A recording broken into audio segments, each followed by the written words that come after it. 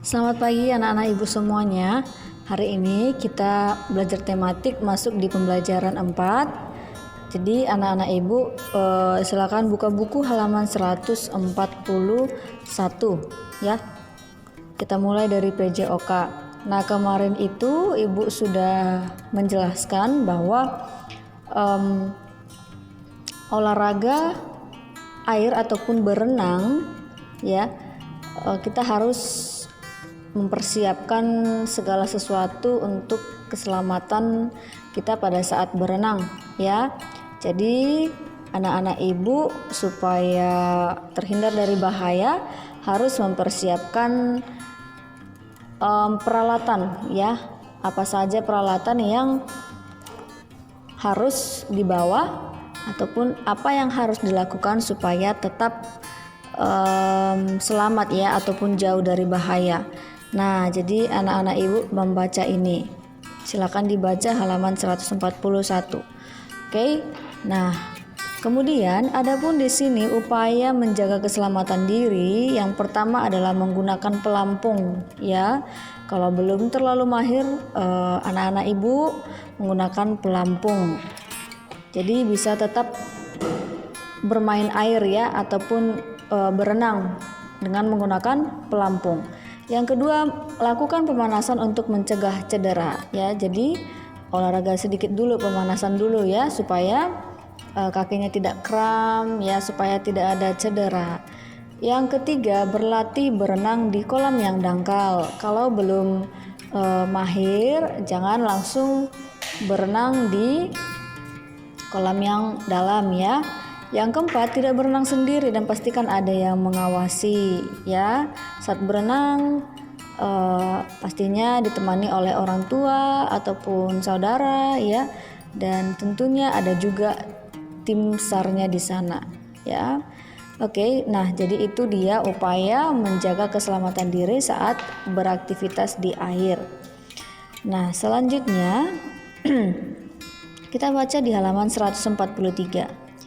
Setelah berenang, Dayu meminjam telepon kantor kolam renang untuk menelepon ibu. Dayu minta izin kepada ibu untuk mengerjakan tugas kelompok di rumah Siti. Dayu sangat bersyukur karena ada alat bantu yang memudahkan dalam berkomunikasi. Dengan telepon, Dayu dapat langsung berbicara dan mendengarkan suara ibu. Telepon adalah alat komunikasi secara lisan. Selain alat komunikasi lisan, hingga saat ini alat komunikasi tulisan juga masih terus berkembang. Nah, jadi di sini ada alat komunikasi tulisan ya. Kita baca ya, Nak. Sejak zaman dahulu, komunikasi secara tertulis sudah mulai dilakukan. Ada surat yang ditulis pada daun lontar. Selanjutnya, surat ditulis pada selembar kertas dan dimasukkan ke dalam amplop. Surat akan dikirimkan oleh petugas pos dalam waktu tertentu. Waktu penyampaian surat tergantung pada jarak tujuan dan biaya pengiriman. Biasanya sekitar 3 hari sampai 1 minggu. Pada abad 21, mulai dikenal surat elektronik atau surel.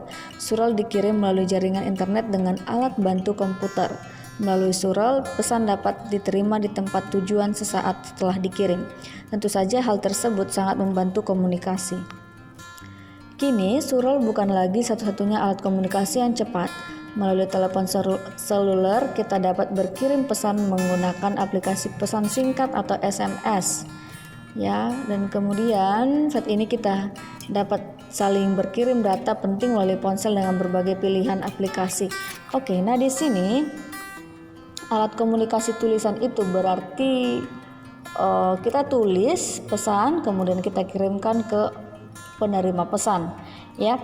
Jadi Nak, kalau dahulu masih menggunakan daun lontar, kemudian beralih menggunakan surat ya, surat di selembar kertas dan masukkan ke dalam amplop lalu dikirim melalui pos. Dan itu memakan waktu 3 hari sampai 1 minggu ya, lama sekali ya Nak. Nah, sementara sekarang ini sudah ada surel. Surel itu surat elektronik ataupun email ya, atau Gmail. Anak-anak sudah pernahkah membuat email dan Gmail?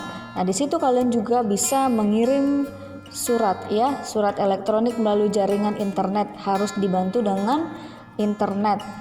Nah, setelah itu beralih lagi. Biasanya surel ini sekarang digunakan untuk mengirim dokumen ya, dokumen-dokumen penting. Jadi dikirim melalui surel, email ataupun Gmail itu. Nah, jadi sekarang beralih lagi, berkembang lagi. Surel itu bukan lagi satu-satunya alat komunikasi yang cepat. Sekarang setelah surel ada SMS ya, dengan harus mengisi pulsa dulu supaya kita bisa mengirim SMS. Setelah pengiriman SMS itu ya, tidak lama kemudian, tidak sampai beberapa jam ya, mungkin dalam hitungan menit sudah sampai di penerima pesan ya, itu kalau mengirim SMS. Nah, sekarang melalui jaringan internet kita juga bisa mengirim pesan singkat, yaitu WhatsApp ya. Kita bisa chat teman kita, keluarga kita melalui WhatsApp ataupun Messenger ataupun direct message kalau di Instagram ya. Jadi setiap aplikasi itu ada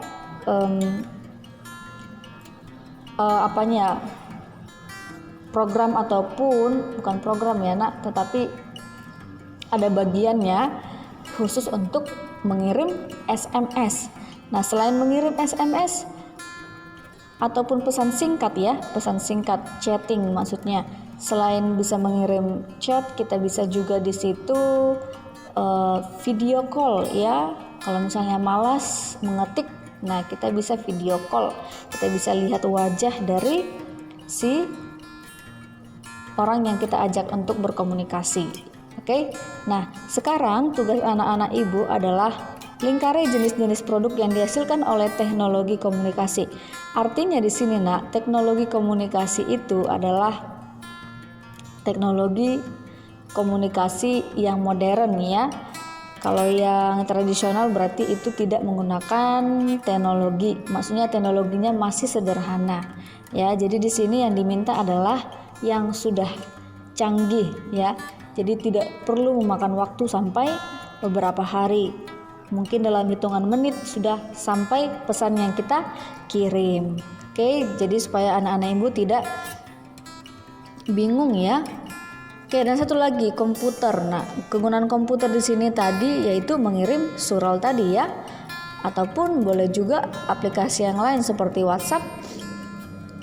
Kita bisa hubungkan ke komputer ya, asalkan ada internetnya. Oke. Setelah itu, nah, kalian tuliskan kalimat utama dari setiap paragraf. Dan yang terakhir, nah di sini ada PKN. Nah, kalau di sini dia Dayu dan teman-temannya ya punya keterampilan dan kegemaran yang berbeda-beda. Nah, jadi anak-anak ibu, karena sekarang pandemi, anak-anak ibu menuliskan ya dalam sebuah tabel keterampilan yang berbeda-beda antar anggota keluarga. Misalnya ayah keterampilannya apa, ibu keterampilannya apa, ataupun kegemaran juga boleh ya. Adik, kakak, dan kamu sendiri, nah boleh kamu tuliskan dalam tabel. Oke. Nah, itu saja tugasnya. PJOK dibaca bahasa Indonesia halaman 145, menuliskan kalimat utama, dan yang terakhir PKN yaitu menuliskan keterampilan yang berbeda dari setiap anggota keluarga.